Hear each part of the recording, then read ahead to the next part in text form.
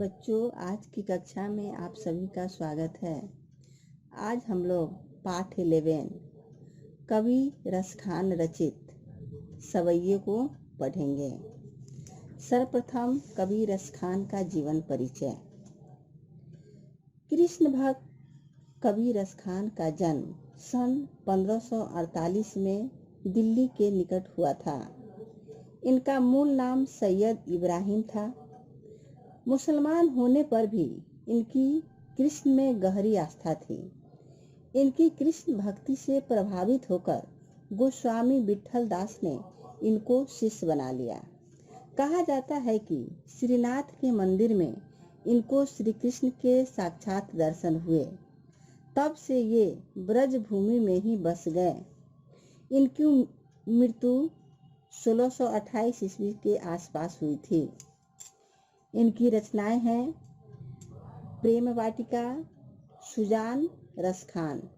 इनकी रचनाओं का संग्रह रसखान रचनावली नाम से प्रसिद्ध है।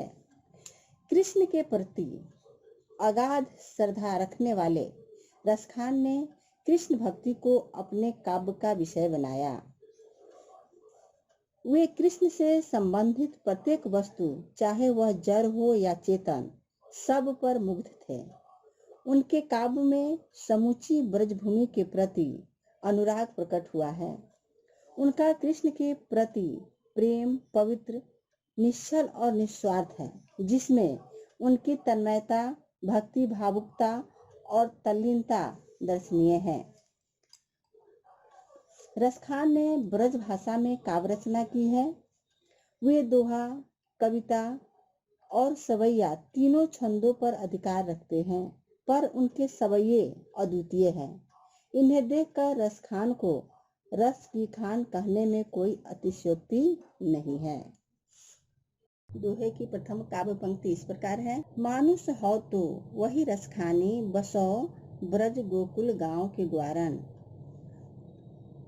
शब्दार्थ इस प्रकार है। मानुष, मानुष का अर्थ है मनुष्य, बसो का अर्थ है बसना, ग्वारन का अर्थ है ग्वालों के मध्य। भावार्थ इस प्रकार है। प्रस्तुत पंक्तियों के माध्यम से कवि रसखान कहते हैं कि हे प्रभु, यदि अगले जन्म में मैं मनुष्य बनूं तो गोकुल गांव के ग्वाल बालों के बीच ही रहूं। जो पशु हो तो कहाँ बस मेरो, चरो नित नंद की धेनु मंझारन। कहाँ बस, बस में रहना। चरो, चरो का अर्थ होता है चरता रहूं। नित, नित का अर्थ है हमेशा। धेनु का अर्थ है गाय और मंझारन का अर्थ है बीच में। कवि कहते हैं कि मैं पशु बनूं तो इसमें मेरा कोई बस नहीं है, फिर भी मैं नंद बाबा के गायों के बीच रहना चाहता हूँ।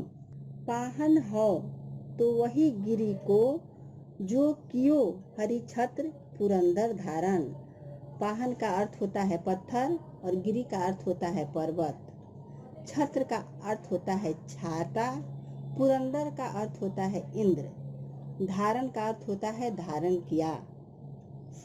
कवि कहते हैं कि हे प्रभु, मैं पत्थर बनूं तो उसी गोवर्धन पर्वत का पत्थर बनना चाहता हूँ, जिसे श्री कृष्ण ने अपनी उंगली पर उठाकर लोगों को इंद्र के प्रकोप से बचाया था।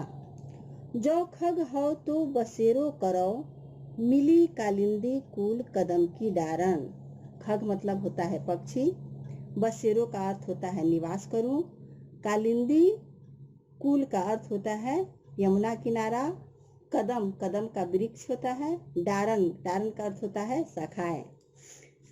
कवि कहते हैं कि हे प्रभु, यदि मैं पक्षी बनूं तो उसी कदम के पेड़ पर बसेरा बनाऊं जो यमुना के किनारे है, तथा जिसके नीचे श्री कृष्ण रास रचाया करते थे, जिसके नीचे बैठ के वे बांसुरी बजाया करते थे। बच्चे ध्यान देंगे, कालिंदी कूल कदम की डारन में अनुप्रास अलंकार है। काव्य पंक्ति इस प्रकार है। या लंगुटी अरु कामरिया पर, राज तिहुपुर को तजी डारो। शब्दार्थ इस प्रकार है। लंगुटी, लंगुटी का अर्थ होता है लाठी, कांवरिया का अर्थ होता है कंबल, तिहु का अर्थ होता है तीन, पुर का अर्थ होता है नगर और तजी डारो का अर्थ होता है छोड़ दूं। कवि रसखान श्री कृष्ण के अनन्य भक्त है। कवि श्री कृष्ण से जुड़ी वस्तुओं से प्रेम प्रकट करते हुए कहते हैं कि जिस लाठी और कंबल को लेकर कृष्ण गाय चराया करते थे, उसके बदले मैं तीनों लोकों का सुख त्यागने को तैयार हूँ। आठों सिद्धि नवों निधि के सुख नंद की गाये चराई बिसारो। कवि कहते हैं कि मैं नंद के गायों को चराने के बदले आठों सिद्धियों और 9 निधियों का सुख त्यागने को तैयार हूँ। रसखान कबो इन आँखिन सो ब्रज के वन बाग तराग निहारो। तराग का अर्थ होता है तालाब और निहारो का अर्थ होता है देखता हूँ। कवि कहते हैं कि मैं ब्रज भूमि पर स्थित बागों, वनों, तालाबों को देखते रहना चाहता हूँ। कोटिक ए कलधौत के धाम, करिल के कुंजन ऊपर बारो। कोटिक, कोटिक का अर्थ होता है करोड़ों, कालधौत का अर्थ होता है सोना, धाम का अर्थ होता है भवन, करिल, करिल एक प्रकार का वृक्ष होता है, कुंजन लताओं का घर, बारो, बारो का अर्थ होता है न्यौछावर करना। कवि कहते हैं कि मैं इन करील के कुंजों में रहने के बदले हजारों सोने के महलों का सुख त्यागने को तैयार हूँ। करील का कुंज का अर्थ होता है कांटों से भरा, लेकिन वह श्री कृष्ण से जुड़ी हुई है, इसलिए कवि उनके बदले हजारों सोने के महलों को त्यागने के लिए तैयार हैं। बच्चे ध्यान देंगे। कोटिक ए कलधौत के धाम, करील के कुंजन ऊपर बारों में अनुप्रास अलंकार है। तारूपन 30 प्रकार है। मोर पखा सिर ऊपर राखी हो, गुंज की माल गरे पहिरौंगी। मोर पखा, मोर के पंखों से बना मुकुट। राखी हो, राखियों का अर्थ होता है रखूंगी। गुंज एक जंगली पौधे का छोटा सा फल। गरे, गरे का अर्थ होता है गले में। प्रस्तुत पंक्तियों में कृष्ण के सौंदर्य पर मुग्ध एक गोपी दूसरी गोपी से कहती है कि हे सखी, मैं कृष्ण की तरह ही अपने सिर पर मोर के पंखों का मुकुट तथा गले में गुंज की माला पहनूंगी। ओढ़ी पीतम्बर लय लंगोटी बन, गोधन ग्वारिन संग फिरौंगी। पीतम्बर, पीतम्बर का अर्थ होता है पीला वस्त्र। गोधन, गोधन का अर्थ होता है गाय रूपी धन। ग्वारिन, ग्वालिन, फिरौंगी माने फिरूंगी। मैं पीले वस्त्र पहनकर पर श्री कृष्ण की तरह ही गाय के पीछे लाठी लेकर घूमूंगी, यानी कि फिरूंगी। भाव तो बोही मेरो रस खानी, सो तेरे कहे सब स्वांग करूंगी। भाव तो का अर्थ होता है अच्छा, बोही, बोही का अर्थ होता है जो कुछ, स्वांग का अर्थ होता है रूप धारण करना। गोपिया कहती है कि हे सखी, मेरे कृष्ण को जो भी अच्छा लगता है उनके कहने पर सब कुछ करने को तैयार हूँ। या मुरलीधर की अधरान धरी, अधरान धरूंगी। मुरलीधर, मुरलीधर कृष्ण को कहा गया है। अधरा, अधरा का अर्थ होता है होठों और धरूंगी का अर्थ होता है रखूंगी। गोपिया कहती है कि हे सखी, कृष्ण की उस मुरली को मैं अपने होठों पर कभी न रखूंगी, क्योंकि उसी मुरली ने मुझे कृष्ण से अलग किया है, इसलिए मैं उस मुरली को अपने होठों से कभी भी नहीं लगाऊंगी। बच्चे ध्यान देंगे। या मुरलीधर की अधरान धरी, अधरा न धरूंगी में अनुप्रास अलंकार एवं यमक अलंकार है। किताबों 35 प्रकार है। काननी दय अंगुरी रहिबो, जब ही मुरली धनी मंद बजई हो।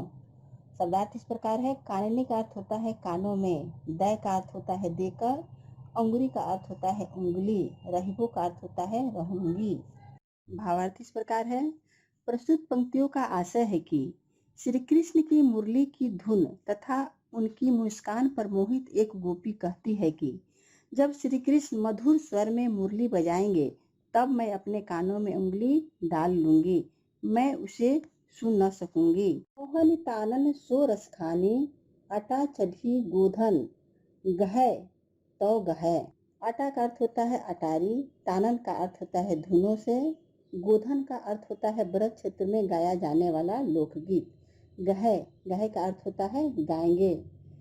गोपियाँ कहती है कि अगर वे ऊंची ऊंची अटारी पर चढ़कर गोधन गाते हैं तो गाते रहें, मैं उससे नहीं सुनूंगी, मैं अपने कानों में उंगली डाल लूंगी।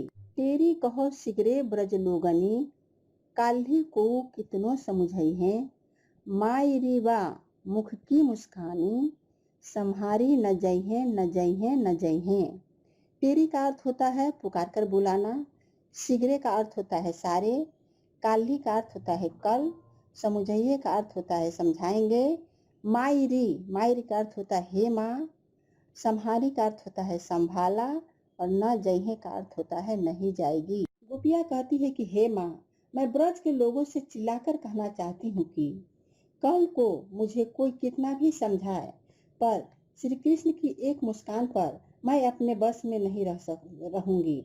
मुझ पर उस मुस्कान का जादू अवश्य चल जाएगा और मैं नहीं रुकूंगी। इसलिए मैं श्री कृष्ण की बांसुरी की धुन पर अपने आप को नहीं रोक पाऊंगी। बच्चों, आज की कक्षा यहीं समाप्त होती है। मुझे उम्मीद है कि आपको समझ में आ गया होगा। आपको समझ में आ गया होगा तो आप मेरे वीडियो को लाइक एवं चैनल को सब्सक्राइब करना न भूलें। धन्यवाद। अगली कक्षा में फिर हम आपसे मिलेंगे।